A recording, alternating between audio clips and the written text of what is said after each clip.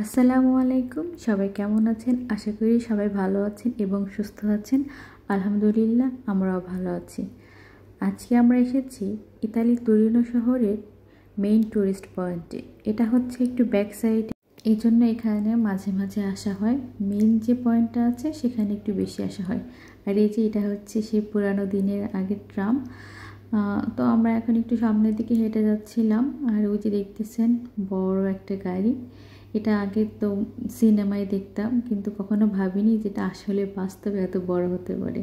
আমি যখন প্রথম দেখেছিলাম আসলে অবাকই হয়ে গিয়েছিলাম যে ও আচ্ছা, তাহলে এটা সত্যি, এটা সিনেমার মানে ক্যামেরার কারসাজি। আমরা অনেকক্ষণ হাঁটাহাঁটি করে একটু আসলে টায়ার্ড হয়ে গিয়েছিলাম, তো ভাবলাম এখানে একটু বসে নিই, বসার জায়গা আছে। তো সেখানে বসে বসে গাড়িগুলো দেখতেছিলাম। কিছু গাড়ি ছিল ওই সাইডতে আসতেছিল, সেই গাড়িগুলো অনেক ছোট ছিল, দেখতে কিউট ছিল। এরপর আমার হাজব্যান্ড একটা গাড়ি দেখিয়ে বললো, দেখো এই গাড়িটা লন্ডন থেকে আসছে। তো আমি বললাম কীভাবে বুঝলে? তো সে বললে, দেখো নাম্বার প্লেটে এল লেখা আছে, এল লেখা দেখলেই বুঝবা লন্ডন। তো সেই লন্ডন থেকে ইতালিতে ড্রাইভ করে আসছে, এটা ভাবা যায়?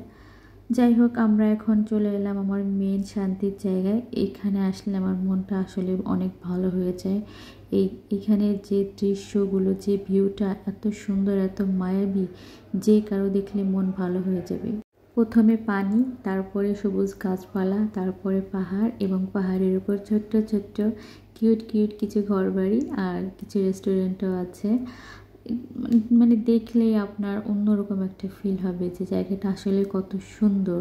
এখানে আসলে কেন জানি না আমার একটু বাংলাদেশ বাংলাদেশ ফিল হয়, হয়তো বা একটু সবুজে ঘেরা যার কারণে। আর এই পয়েন্টটা আসলে অনেক সুন্দর একটা জায়গা, একদম ঠান্ডা একটা নির্মল বাতাস আসে। আর সাথে দেখেন ওই যে স্ট্রিট সিঙ্গার গান গাচ্ছেন, এটা এত সুন্দর করে গান গান। আমার কাছে মনে হয় যে বড় বড় সিঙ্গারের তুলনায় এদের গান কম অংশে যায় না। এরাও অনেক সুন্দর গান গাইতে পারে, এদের মিউজিক, এদের কণ্ঠ আমার কাছে খুবই ভালো লাগে।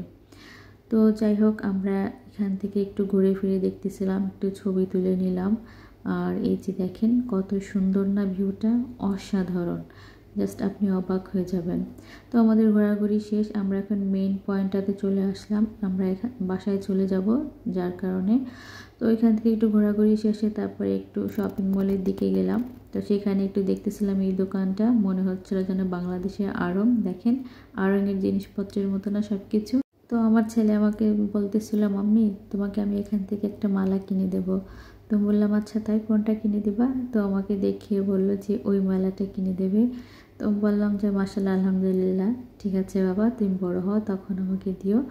তো আজকে এই পর্যন্তই। আপনারা সবাই ভালো থাকবেন, আমাদের জন্য দোয়া করবেন। আমার ভিডিওটা ভালো লাগলে প্লিজ লাইক করে দিবেন আর আমার চ্যানেলটা সাবস্ক্রাইব করে দিবেন। বাই।